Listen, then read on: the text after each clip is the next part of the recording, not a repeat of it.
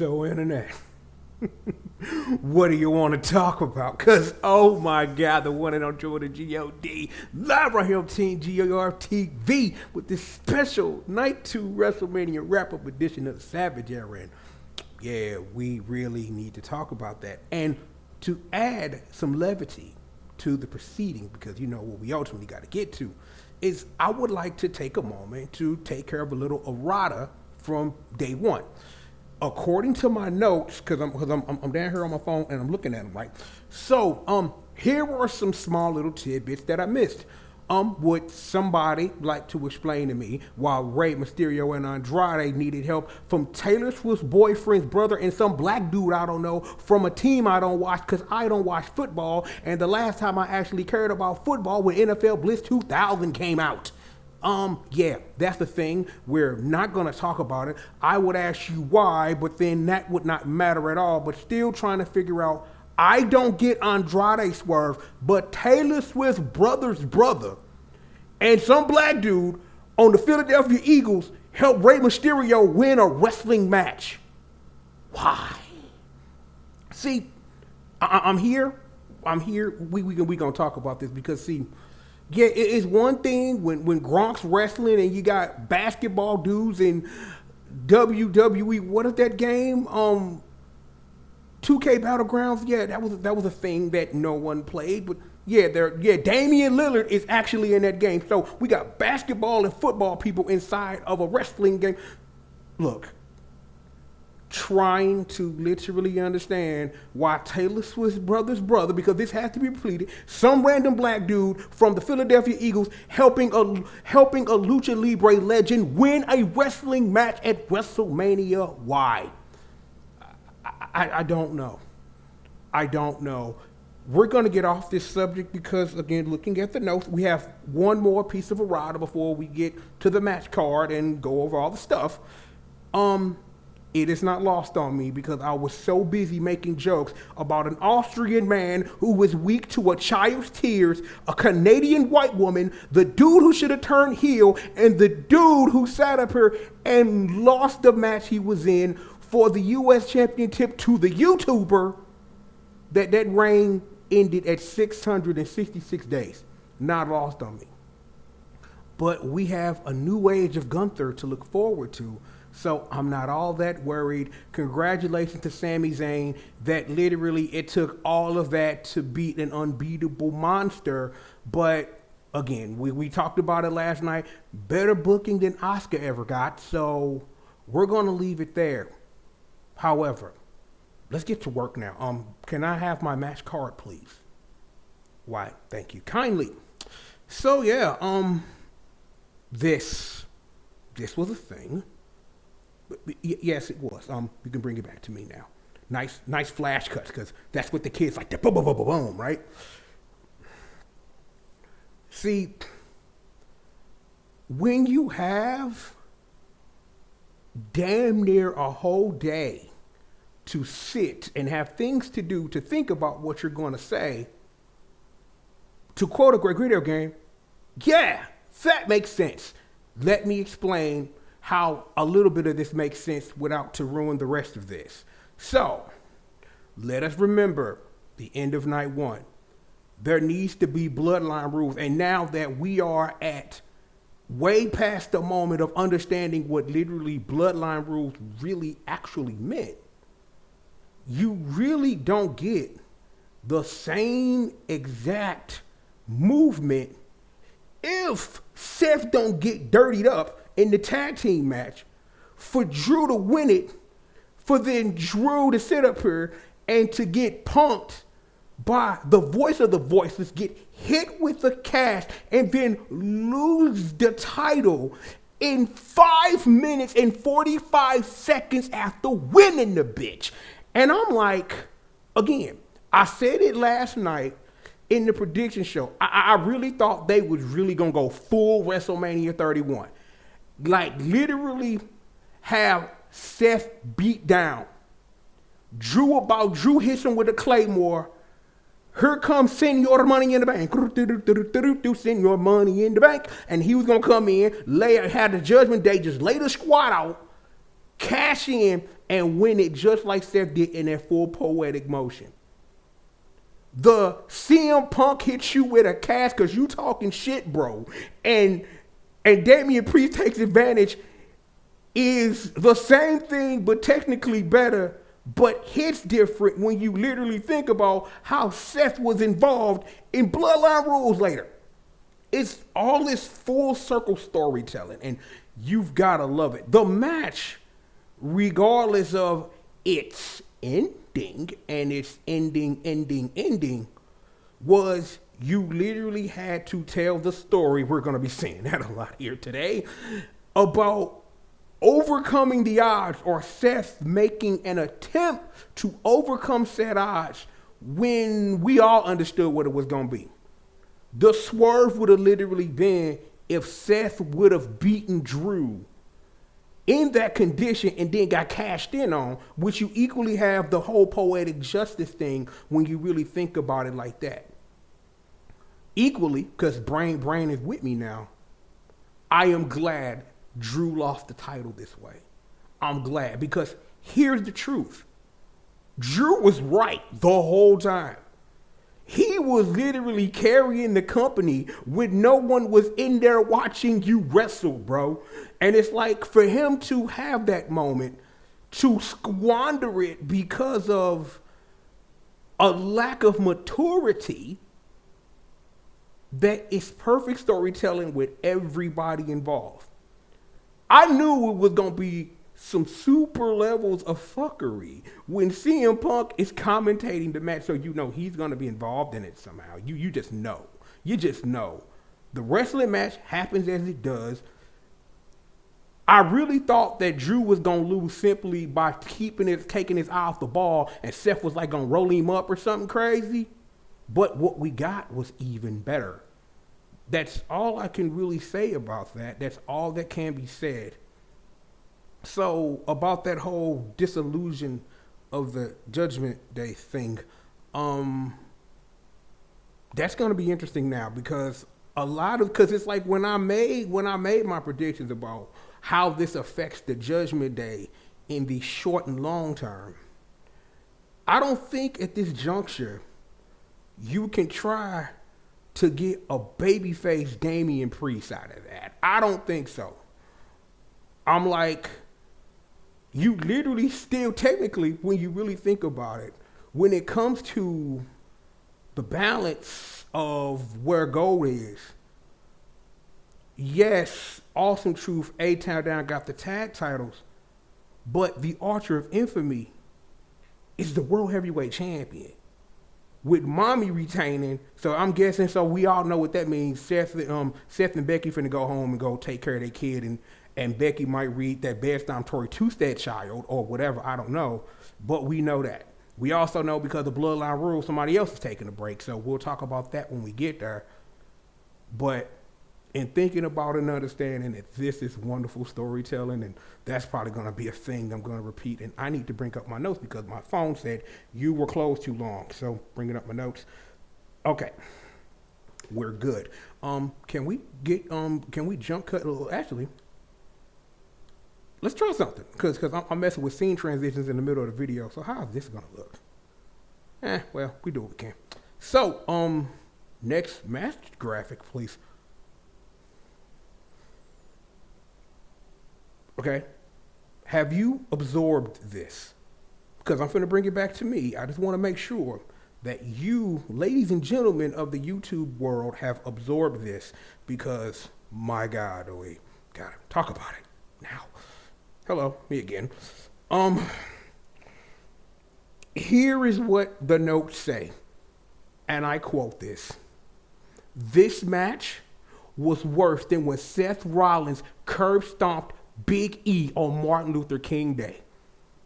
This match was on levels of racism. And again, I made that joke on the prediction show about the black people just being stupid, not knowing that it was a self-fulfilling prophecy, because what the fuck was that? What was that match? I'm just like, okay. For let's set the stage, the Uncle Triple version of the stage, right? Given what the build was, quotes or whatever.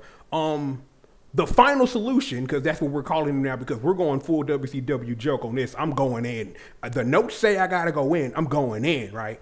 We got the final solution with Karrion Kross and them dudes who used to hang with Seth Rollins, because remember, that was a thing before they got back with Paul Ellering when they used to be with him in NXT. You weren't there for that. It don't matter. And Karrion Kross, who probably never should have been fired in the first place and not spent that time in TNA when he wasn't being used. But we're not talking about that, but we are. So, again, back. Levity, video, the final solution team, you know what I'm saying, of the white people. Oh, God. The white people, right? Because again, the whole build is the final solution have been messing with the black people and taking away, took their gerbs. Took their fucking gerbs. Like, no, you don't get win-win titles. No, you get nothing. And then you get the second match on night 2 because all of this entrance and stuff and, you know, the Archer of Infamy winning the title, people probably need to go take a piss. But you don't care still. So, here's our idea to make you give a fuck, right? Okay, so you don't care about this bill. You don't care that the white man has been holding down the black men. You don't care about this. Here's what you do care about.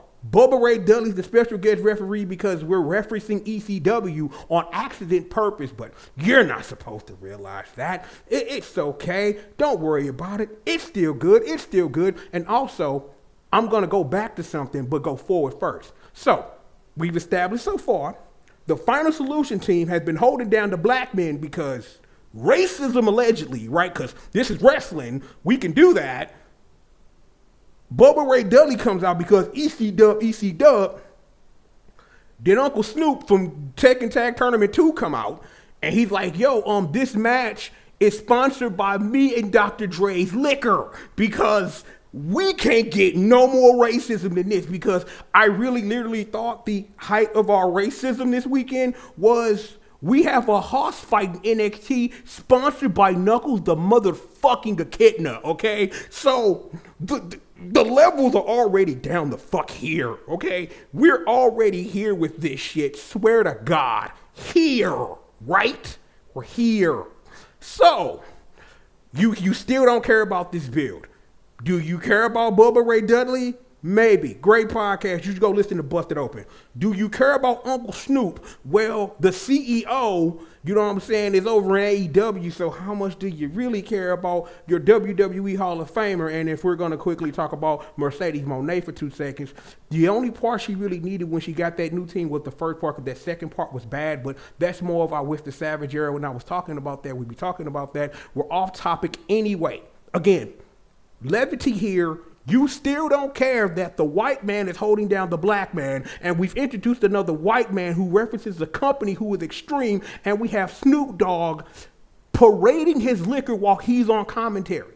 So that we also go back to last night, where literally the match where Taylor Swift's brother's brother and some random nigga you don't know from a football team you don't give a fuck about because it's in the city where this wrestling match is taking place was sponsored by Minute Maid Spanish drink, because you thought the levels was here, nigga, when we talking about we got a horse fight sponsored by Knuckles the motherfucking Echidna, bro. Now down here because now we're being sponsored by Mexican Minute Maid, and now we're gone even lower than that because we're literally sponsoring a racism fight sponsored by Snoop Dogg and Dr. Dre's fucking liquor. And you want to know what? We haven't even gotten to the match yet. So, how about we do that? I get it. I understand in the levity of I'm supposed to understand in this because I'm reviewing the wrestling product here. I understand. I don't care about the build. I appreciate some of the people in the match. Well, let me see. 67% of the people, because A.O.P, whatever, love the Street Profits. I love belt collector Bobby Lashley in TNA, and Karrion Kross always been that dude. But again, regardless of all of that, I only care about 67% of the people in this match. This does not include either Scarlett or B-Fab, which we will literally get to. in 2 seconds. But yes, this is supposed to be a hardcore match technically, but we're calling it a Philadelphia Street Fighter. You should have just called the motherfucker the Paul Heyman Invitational. Don't sit up here and try to mince words. It was a wrestling match. It wasn't really that good. We had a lot of the fun spots. There was literally, I am not the table near the end of it because the table couldn't hold Karrion Kross motherfucking ass.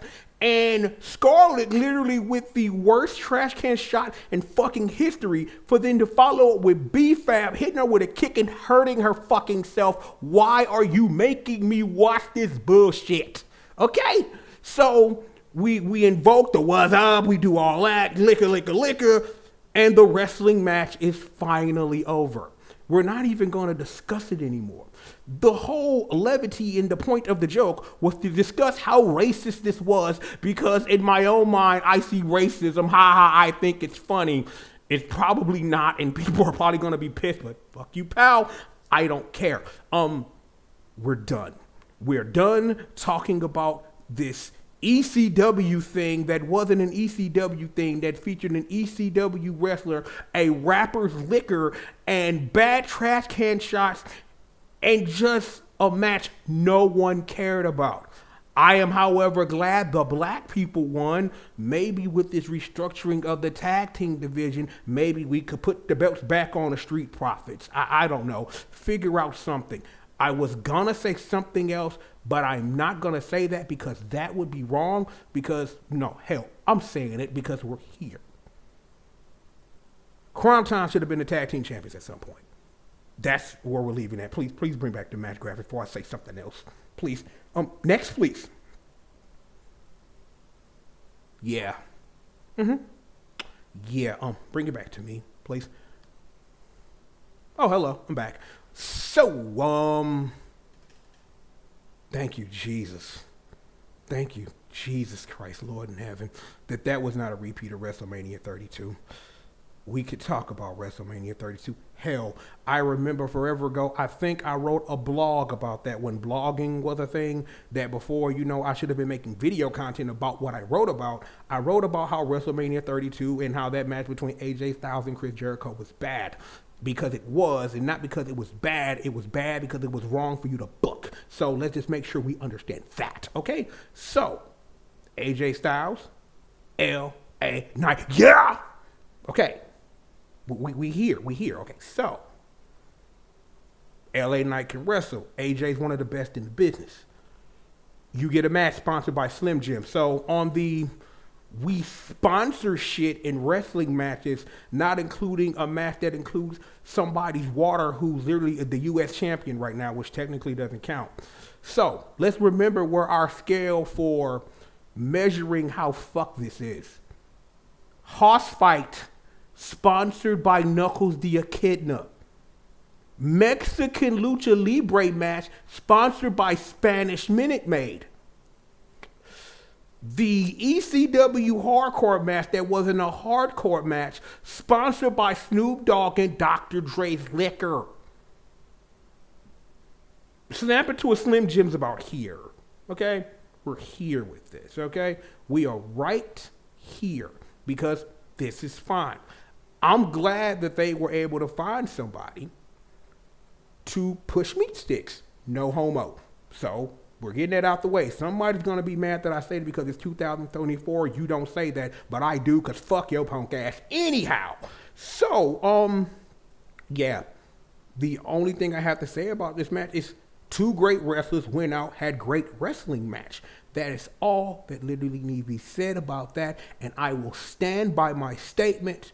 This is LA Knight's year with all of the stuff that has happened, that we've known that's happened, that between Gunther being free of the Intercontinental title, with LA Knight getting this big win at WrestleMania, with Jade looking like $1 billion, but not quite $1 trillion.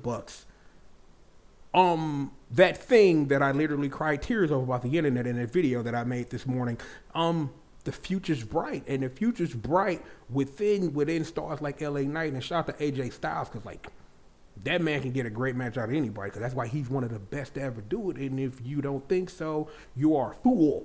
Bring me back. Well, actually, you know what? The phone went off. Let me make sure that I didn't miss any notes because we're here about notes or whatever. Yeah. Yeah, that was about it. Yeah, the right man was booked to win this match because he's the future of the company. I just hope he gets some good runs. Like AJ had some great runs, including that one time he saved you from a match between Jinder Mahal and Brock fucking Lesnar. Do not forget this man has made sacrifices for you because they don't want none. No, they don't want none. No, they don't want none. No, they don't want none. And anybody who appreciates virtual pro wrestling too is a great guy. Match graphics, please. Yes. Let's talk about this. Yes. I have made jokes for the sake of the bit about Kevin Owens and Randy Orton fighting the YouTuber. It was jokes. It's jokes. Levity, because we gotta have it. You gotta be able to have some fun with what you're getting to work with. Logan Paul is a monster.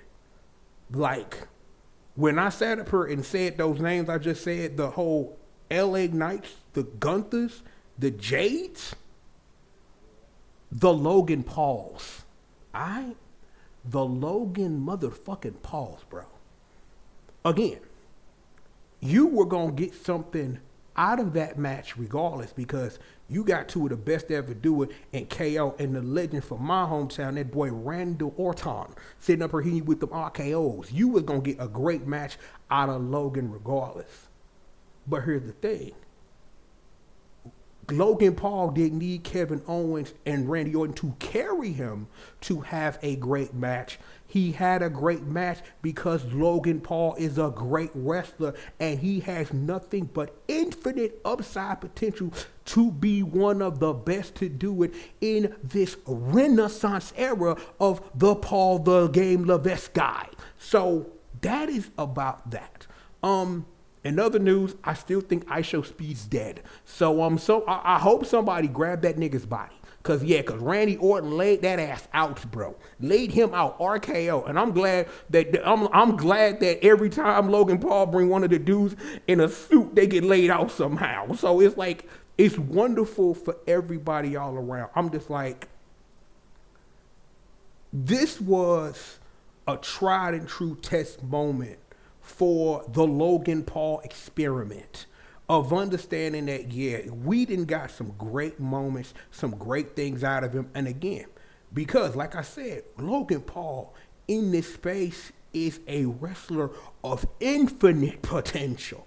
Like, I'm going to say this, if they want to book him that way, he is a future world champion. And when they get to the upside of deciding they are going to build a division around a Logan Paul, you will literally forget that this dude sits up here and has a podcast and wants to sell your water and do all of this stuff, because all that's going to matter is that Logan Paul is a great wrestler. And that's what's important. So given that I didn't have this moment because I was off all that time, shout out to Bad Bunny for clowning.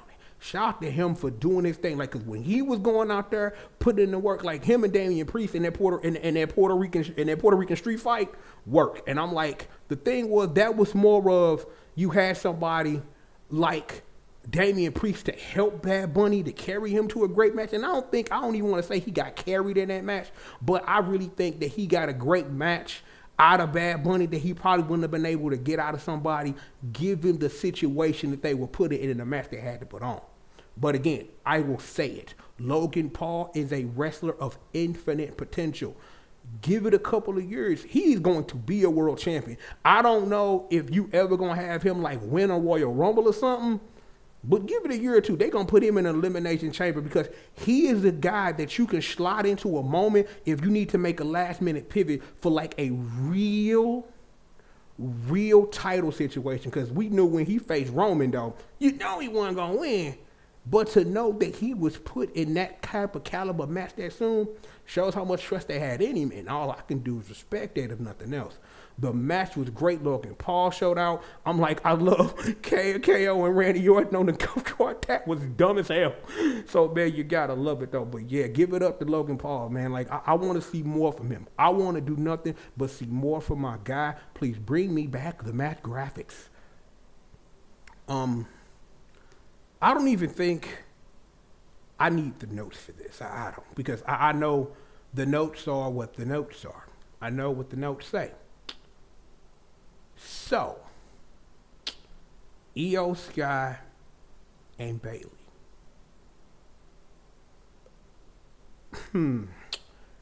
I thought I had what I wanted to say, but now I got to figure out how to phrase it now.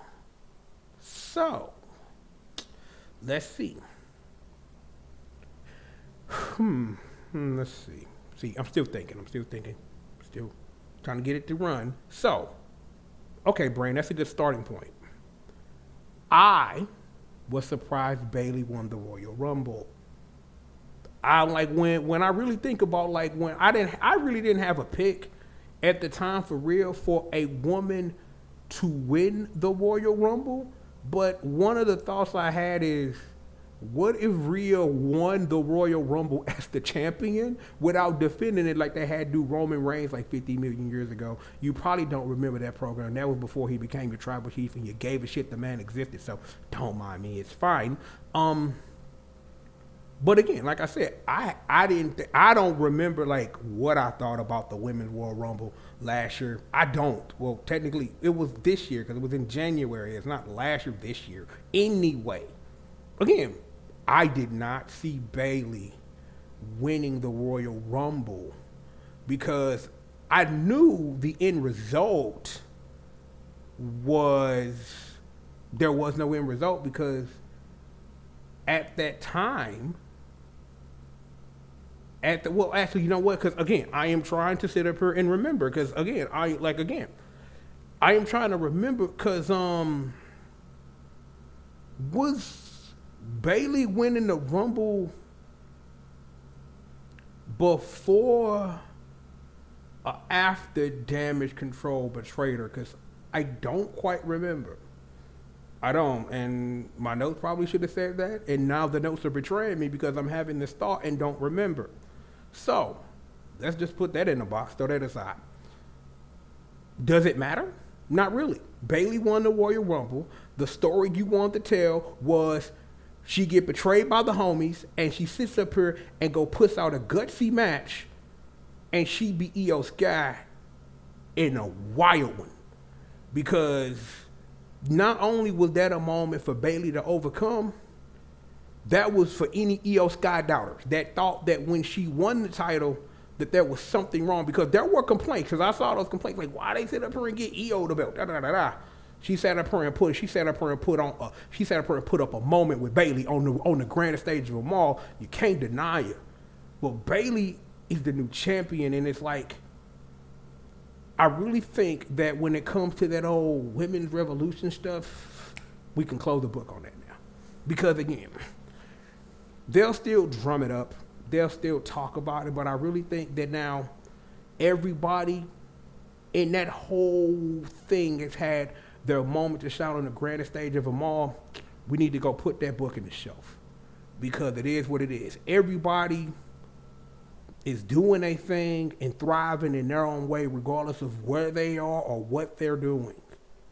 It'll be interesting to see how we proceed with Bayley as champion with, all that Jade Cargill in the air and things like that, because Io gonna probably get the run back at Backlash if nothing else, but then how do you deal with whatever that is after that? It'll be interesting. You can bring me back the match graphic, please.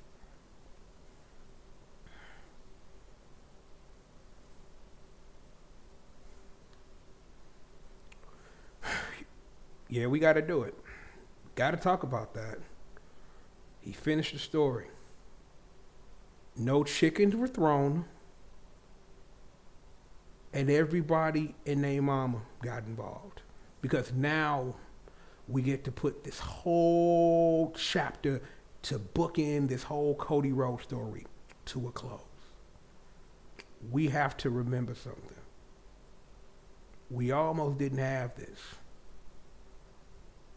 Again, let's start at the base that a lot of people literally forget. Remember, this was a throwaway line on a semi-autobiographical show about the People's Champion saying that me and Roman gonna have a WrestleMania match. I read a lot of stuff and hear a lot of people, but nowhere in their recap of the story is it literally brought up that this started literally as a throwaway line on a television show. Throwaway line on TV show is the reason why Cody was able to finish the story in this magnanimous, dramatic fashion. But still, it needs to be said. That was a moment. And I don't really think, or actually I take that back. It'll be a while before pro wrestling hits a crescendo that high. Because again, now that we're past the moment and we understand what Bloodline Rules was really for, it was to literally finish the story. You don't get the same exact story if Drew McIntyre, aka RDM Hunk, doesn't lay out Seth Rollins for him to equally then get laid out by the Archer of Infamy, if they don't have a tag match to even set up Bloodline Rules for Seth to set up here to be able to look strong and all of that, you got your ass beat by the final boss and the tribal chief. So it is what it is with that. So let's compartmentalize that portion. All right. So there's a wrestling match. Understanding and knowing that the bloodline will come out at some point, because I will now sit up here and I will tell you my one problem with the whole thing. It wasn't enough bloodline rules in it. What I was expecting was from the outset for the whole bloodline to run out and curb stomp the shit out of Cody. Like literally, they built my bang, hit that nigga in the head in the middle of his entrance or something. Like stomp that fool out in front of Brandy. Do something. No, they let him come to the ring. He gave away his belt. They built my kingdom. Do all of that stuff. Roman Reigns sitting up here like he got the school marching band playing him out and shit or whatever. And like Cody Titan trying to set up here looked like the opening of a Gears of War video game and shit. But again, I expected more Bloodline Rules for my Bloodline Rules match. I half expected Rikishi come jump out the crowd and give Cody a stink face or something. Like, I just needed the whole clique to, come jump this fool, bro. Like, I'm like, Zill over there in Reality of Wrestling, where he should have came and did a frog splash on him or something. Like, I was expecting the Ghost of Umaga to come out. Like, bring Yokozuna back. Like, yo, we summoned Yokozuna from the grave. Bonza splash this nigga. No, none of that. What we got was wonderful, but I expected something different. And also, that I didn't make this note about night one. Rock was the one who pinned Cody after a rock bottom. Now, if that ain't final boss shit, and where's that Black Adam skin at, my nigga, I don't know what it is, so we're going to put that in the box too. Still, my one issue was there wasn't enough Bloodline Rules in my Bloodline Rules match. I was expecting Cody to not have a real traditional wrestling match in the instance of anybody could come out at any time. My other problem that in the Bloodline Rules of everybody who they had come out, Sammy's didn't come out. I was expecting that portion of the whole solos out there before Juan Cena from Mexico shows up. When they were finna sit up here and show who coming out, I thought Sammy was gonna come out. But it was John Cena, which is even better because of the whole weaving of the story that you telling of Solo, the one that put John Cena on his shelf. So that was great and that was wonderful. But again, still at my problem of it wasn't enough Bloodline Rules in my Bloodline Rules match. Like, you would think there would be a lot more involvement from the Bloodline. But then when you think about the incremental steps we got to the story being finished, let's think about it. Let's run it back. So, we're wrestling. Doodly-doody-doo, we're wrestling. Super kick from no yeet, which brings out yeet for them to yeet each other, for then to hit that spear, and then that's good. Doody-doody-doody-doody-doo, we're wrestling. Here comes a new challenger, comes solo. Samoan Spike spear joint. Cody kicking out of everything. He just like 2.99 like in Fire Pro. I'll kick out, bitch. Do all that. The beatdown. Apple dudes come out, you know what I'm saying? Bake the apple pies, you know what I'm saying? Attitude adjustments for everybody or whatever. We do all that. Then we get the run back for once in a lifetime for the third time. Rock comes out, lays out Cena, does that. The lights go out. The GOAT Undertaker come out, choke slam the Rock. All of that over. Doomp, doomp, doomp. And it's a wrap. See, when it makes sense, it makes sense. Because I literally just had a thought. And I want you guys to remember some history. We've done Bloodline rules before. Triple H versus Sting at WrestleMania 31. And we don't talk about that. We don't. We shouldn't. And we won't, because it was fucking bad. We will only get Sting versus Undertaker in fucking video games. And that sucks. I'm glad I said that. The story is finished. Celebrations, they holding him up. It's like when Lex Luger won the title and lost the bitch 3 days later to Hulk Hogan again. Except Roman Reigns is going home to go take a nice long rest because the man spent the fucking decade holding the whole company on his fucking back. And so I'm like, I agree with John Cena. Yeah, Roman Reigns a GOAT. You know, like this ain't even nothing you put on a t-shirt. That man literally held down a whole fucking wrestling company for 4 years. And literally had the responsibility thrust on him for longer. But see, again, we can quickly talk about Roman Reigns, because let's do it. I'm here.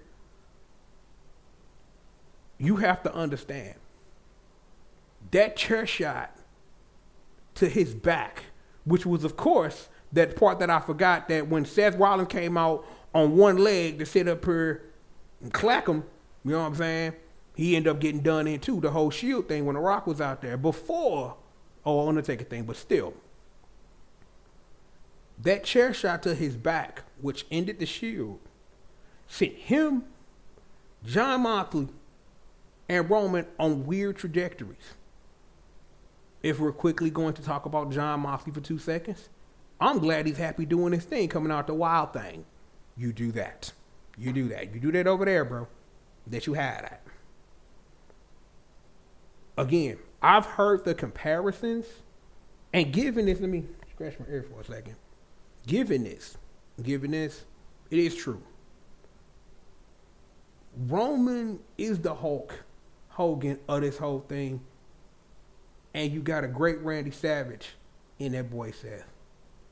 And it's like, it's something that really, really works, and especially when you really think about the parallels that their careers have taken and things like that.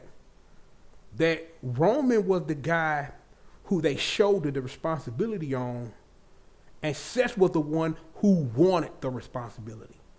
And both of them played their roles well, because all of that leads into this encompassing moment of the future of this particular wrestling organization when it comes to a dude who wore a do-rag and thought he had an N-word pass.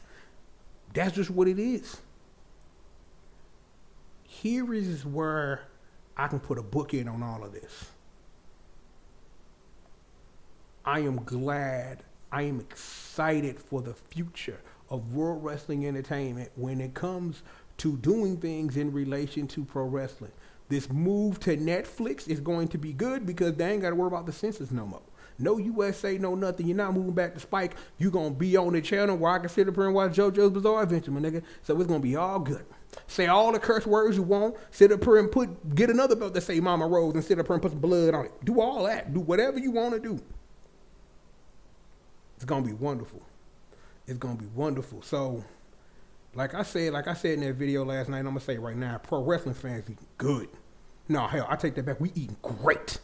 We sitting up here. This one of the best mortgage boys in the business. They got somebody from the Benihana just sitting up cutting and cooking.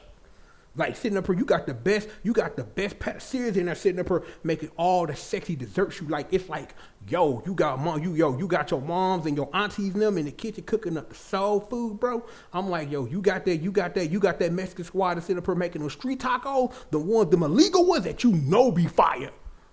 That's how great as wrestling fans we eating right now. But the truth is, we've been eating great, but a lot of people who encompass that WWE space didn't know how people who venture outside of that were eating wonderful. Because again, I'm gonna say this just to book in it because I just want to just put my little story on this. I remember my moment of traveling outside of my norms for like an extended amount of time was right when AJ left TNA and was over there in the G1. And I watched it, and it was kind of like, yo, I got an appreciation for this that I didn't have because at that time I was like watching New Japan, but I wasn't watching it. Like I would tune in every now and then, like look at the wiki, see what's going on, talk to some people that I knew. But once I sat up here and started absorbing like stuff outside of that safe zone at the time that was just WWE and TNA, like looking at everybody else and doing what they doing. As pro wrestling fans, we've always been eating great. But the standard bearers, who are the WWE, they sat up here and made this giant 10-story restaurant with everything you want, and you got to get Triple H. You got to get Triple H the props for that. Is that all it really took was Vince McMahon shitting on a bitch with a do-rag on while trying to say the N-word while not having an N-word pass for us to get to this point, but I'm glad we're here.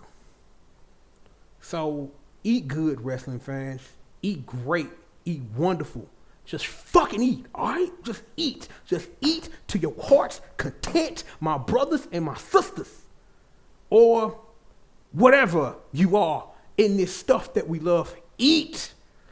Eat. Be merry and be full, because pro wrestling is delivering in a way that hasn't in a very, very long time. And that'll be that for me. Whew, boy, man. I'm glad to be back in the mix, man, sitting up here doing stuff. And there is an explanation for why this is all happening. And you'll get that, if not at some point you'll get it when I'm fully ready to sit up here and make that video. So you'll get that. So I hope everybody enjoyed WrestleMania.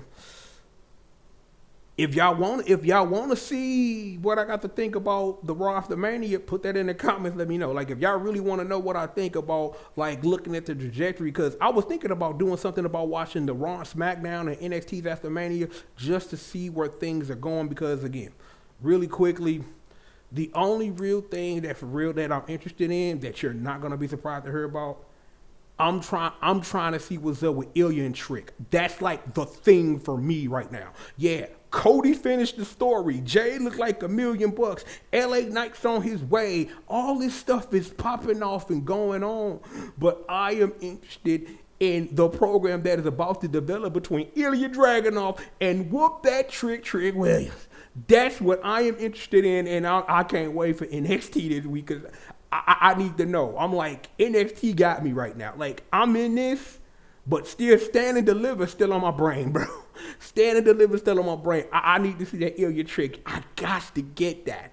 And the restructuring of the tag division, you got, again, like I said, I didn't say his name in that last little bird, but Gunther's free of the Intercontinental title. You can build a division around that, man. I'm just like, we eating good. We eating great. We eating wonderful. Like I said, eat, drink, be merry, get full on this pro wrestling stuff, and be proud of what you proud of and what you love out here, all right? Look, thank you for joining me for however long this was. I know how long this was. I'm not going to say it. But, yo, sit back, relax, and stay tuned. You know who I am. You know where you at, and you know what this is, man. Eat.